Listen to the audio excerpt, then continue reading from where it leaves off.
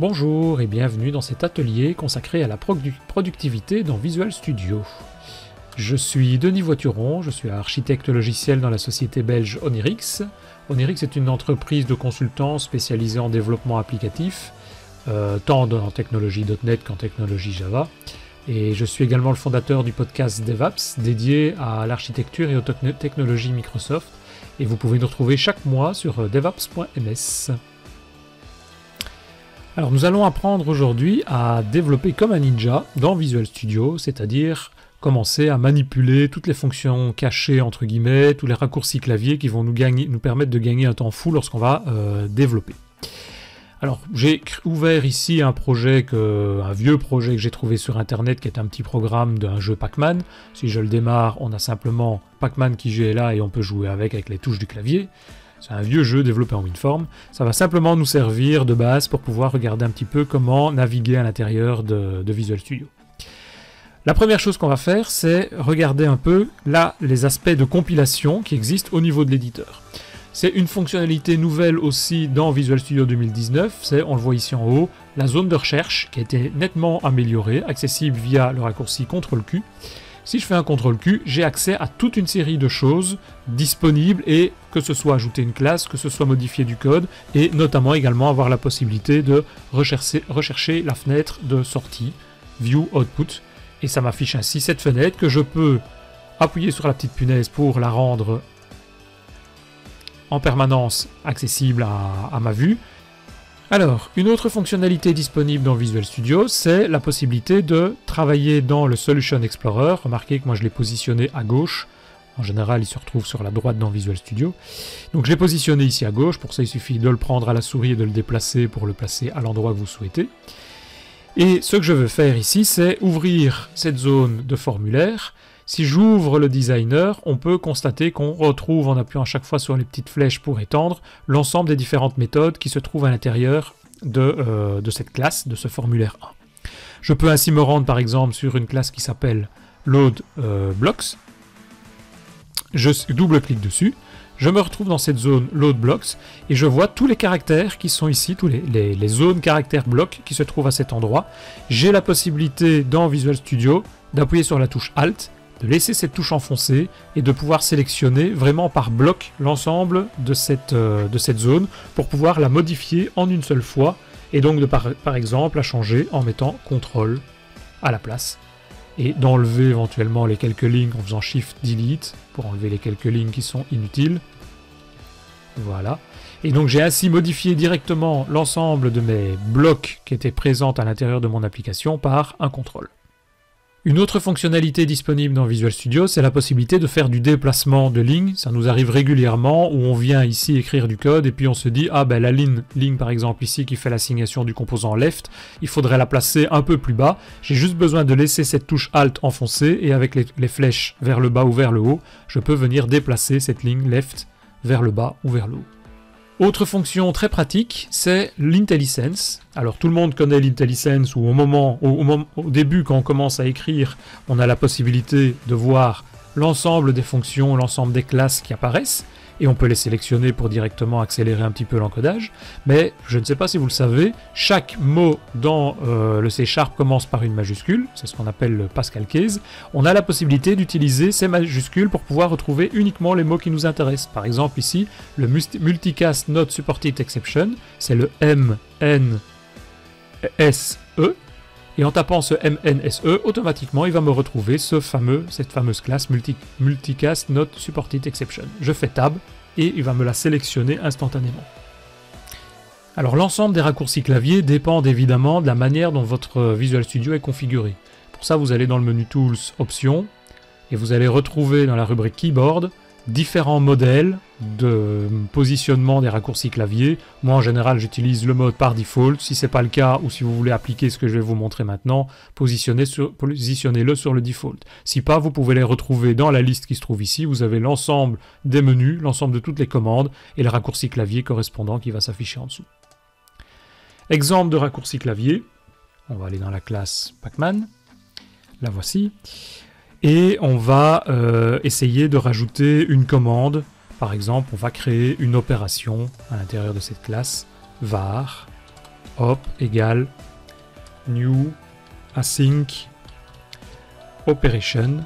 Vous voyez qu'il ne le trouve pas via l'IntelliSense, tout simplement parce que la déclaration using n'existe pas.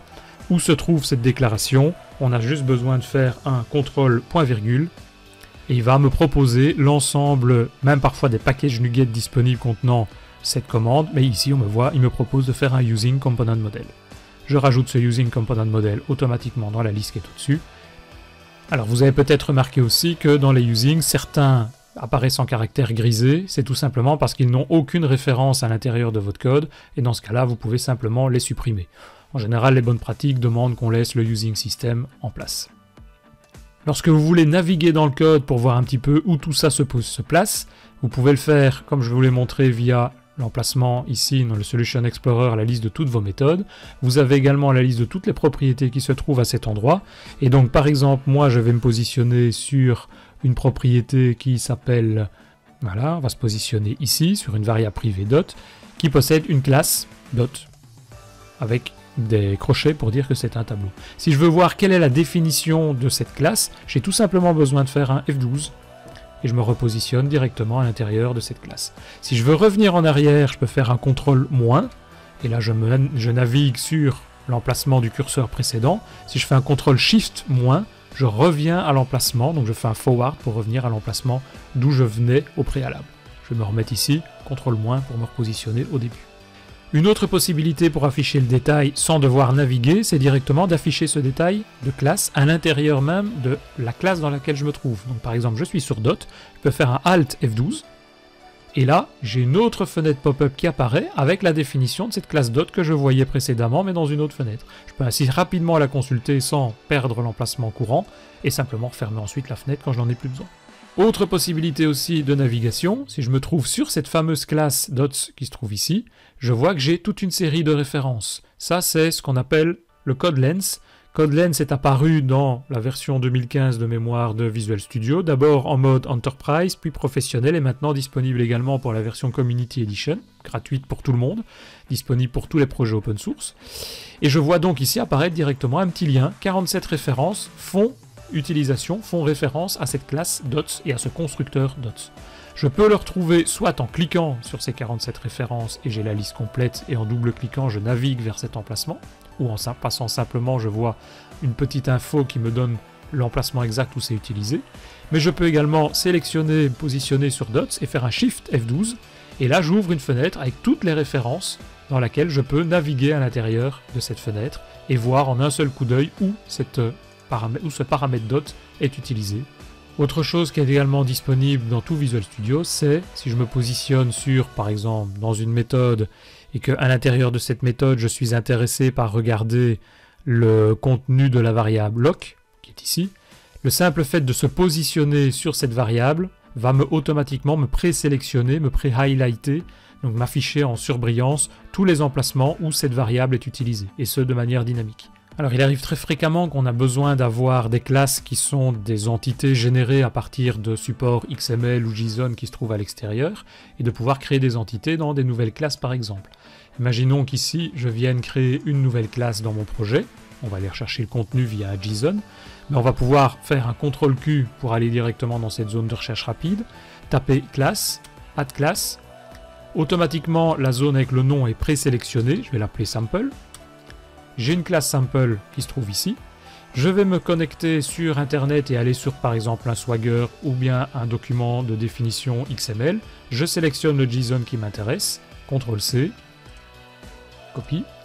Je reviens à l'intérieur de mon Visual Studio et je vais ici demander de venir coller la classe correspondante dans ce cas-ci à ce JSON. Pour ça, j'ai simplement besoin d'aller dans le menu Edit, pas spécial, et je peux coller le contenu d'un JSON en XML ou le contenu d'un JSON en classe ou le contenu d'un XML en classe. Par exemple, JSON as class. Il va automatiquement me récupérer toutes les informations, forcément il crée un root object avec un nom générique, puis il va me créer un widget contenant debug window image text, qui sont exactement les informations Windows, image, texte. Window contient title name with height, Window contient title name with height. Donc je peux ainsi très rapidement venir mettre à jour du contenu à l'intérieur de mon code.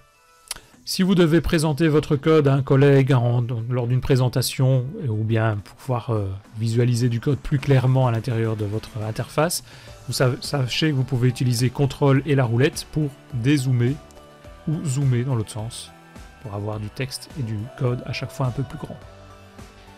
Alors, autre élément intéressant lorsqu'on est dans un fichier ou dans une classe qui a beaucoup de lignes de code, c'est qu'on a régulièrement des régions qui peuvent être réduites, collapse, ou étendues, avec l'expand qui se trouve ici. On peut appuyer sur cette petite zone, ou bien vous pouvez utiliser également les raccourcis clavier CTRL-MM qui va réduire cette classe. Je peux faire un CTRL-ML pour l'étendre. Autre fonctionnalité intéressante, c'est la possibilité de mettre en commentaire toute une série de caractères, toute une série de lignes. Donc il suffit de les sélectionner et faire un CTRL-KC pour pouvoir les mettre en commentaire, ou enlever le commentaire en faisant le CTRL-KU, ça retire les commentaires. Visual Studio est d'ailleurs très fort pour tout ce qui est refactoring de classes ou refactoring de méthodes. Par exemple, si je suis ici sur la classe Pacman, je peux faire un CTRL-RI. J'obtiens une fenêtre qui va me proposer de refactoriser cette classe en générant une interface qui s'appelle par défaut iPacman, et puis j'ai juste besoin de cocher ou décocher les méthodes et propriétés que je veux faire partie de ce fichier ipacman.cs. Par exemple, je peux décocher et laisser cocher uniquement move, laisser speed, laisser total point par exemple, et type. Je fais OK. Il vient me générer une interface iPacman qui se trouve ici, qui est d'ailleurs référencée par le iPacman qui est là. On peut utiliser la fonction de tout à l'heure F12, et je me retrouve dans mon interface générée automatiquement pour moi. Toujours dans notre refactoring, une fois que je suis à l'intérieur d'une méthode, il arrive fréquemment que le responsable du code, le reviewer, va vous demander de refactoriser, de créer par exemple une méthode au lieu de faire ce test if .i.location.x supérieur à location.x, etc. J'ai juste besoin de sélectionner, de venir utiliser le raccourci clavier de refactorisation qui est CTRL-RM. Il me propose de mettre un nouveau nom de méthode. Je peux inclure des commentaires, inclure les strings, prévisualiser les changements. Et je choisis le nom de la méthode ici que je veux utiliser. Par exemple, nouvelle méthode. Enter. Il me prévisualise les changements que je peux appliquer et je vois cet appel de nouvelle méthode avec les arguments qui ont été automatiquement déduits de ce que j'avais sélectionné en termes de fonctionnalité. Visual Studio est d'ailleurs également très fort pour pouvoir venir refactoriser et renommer les noms des méthodes. Par exemple ici j'ai une méthode qui s'appelle Pacman, Pacman Movement, c'est un peu long. Je peux faire CTRL-RR et venir tout simplement la renommer en Pacman Pacman Movement, pardon. On va l'appeler comme ça, Enter. Et non seulement la méthode a été renommée, c'était l'objectif, mais les références, c'est-à-dire les méthodes qui l'appellent, forcément pointent maintenant sur une méthode qui possède ce nouveau nom.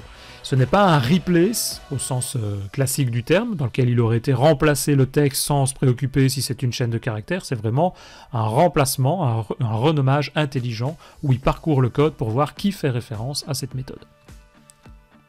Autre fonctionnalité de refactorisation, si vous créez une variable privée, par exemple ici je crée une chaîne de caractères que j'appelle ma variable, une fois que cette chaîne de caractères privée est créée, je peux la sélectionner et demander de faire un CTRL-RE pour générer automatiquement, encapsuler le champ pour générer dans ce cas-ci une propriété. Et donc il va me créer lui-même une variable, une propriété qui s'appellera ma variable et qui va faire référence à cette variable que je viens de définir. Voilà, ma variable se trouve ici, qui fait référence à underscore ma variable et pour le get et pour le set.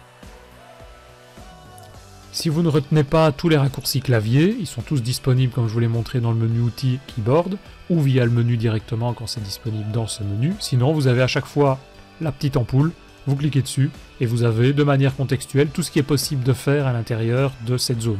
Par exemple ici le m_speed, je vais pouvoir le retransformer en une propriété. Je clique dessus et instantanément j'ai une propriété speed qui apparaît avec les valeurs qui correspondent à ce que j'avais préalablement défini.